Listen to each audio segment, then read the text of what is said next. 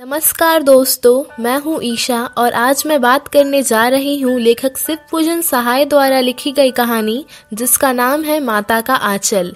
तो चलिए दोस्तों, शुरू से इस कहानी को समझने का प्रयास करते हैं।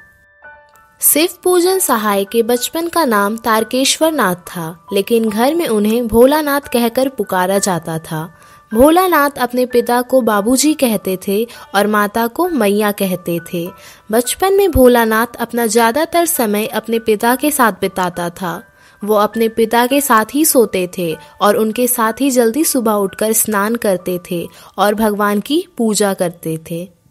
भोलानाथ अपने बाबूजी से अपने माथे पर तिलक लगाकर बहुत खुश होते थे।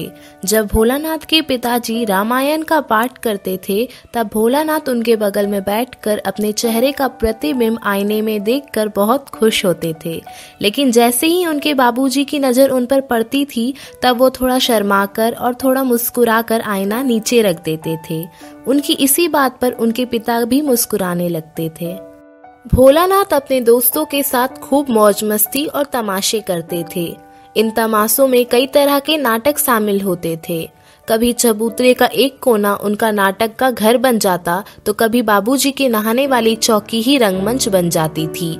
उसी रंगमंच पर सरकंडे के खंभों पर कागज पर चांदनी बनाकर उनमें मिट्टी और अन्य चीजों से बनी मिठाइयों की दुकान लग जाती थी, जिसमें लड्डू, बताशे और जलेबियां जैसे सभी खाने की सामग्री सजा दिए जाते थे। और फिर जस्ते के छोटे छोटे टुकड़ों के बने पैसे से बच्चे उन मिठाइयों को खरीदने का नाटक करते थे। भोलानाथ के बाबूजी कभी कभी वहां से खरीदारी भी कर लेते थे। ऐसे ही नाटक में कभी घरौंदा बना दिया जाता था, जिसमें घर की सारी सामग्री रखी हुई नजर आती थी। तो कभी बच्चे बारात का जुलूस निकालते थे, जिसमें की तंबूरा और सहनाई बजाई जाती थी। दुल्हन को भी विदा कर लाया जाता था। कभी कभी बाबूजी दुल्हन का घूंघट उठाकर देख लेते थे, तो वहाँ पर मौजूद सभी बच्चे हंसते हुए भाग जाते थे। बाबूजी भी बच्चों के साथ खेलों में भाग लेकर उनका आनंद उठाते थे। बाबूजी बच्चों से कुश्ती में जानबूझकर हार जाते थे और इसी हंसी खुशी में भोलानाथ का पूरा बचपन काफी मजे से बीत रहा था। एक दिन की बात है, जब सारे बच्चे आम के बाग में खेल रहे थे, तब बहुत जोर से आंधी आई। बादलों से पूरा आकाश ढक गया और देखते ही देखते मूसलाधार बारिश होने लगी।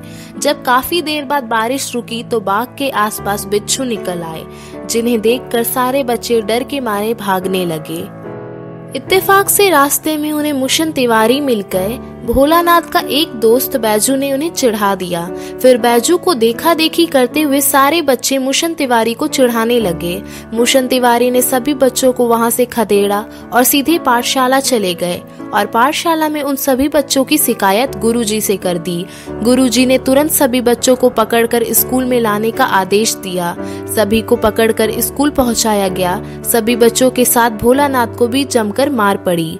जब बाबूजी तक यह खबर पहुंची, तब वे दौड़ते हुए पाठशाला आए और जैसे ही भोलानाथ ने अपने बाबूजी को देखा, तो वह दौड़कर बाबूजी की गोद में चढ़ गए और रोते रोते बाबूजी का कंधा अपने आंसुओं से भिगा दिया।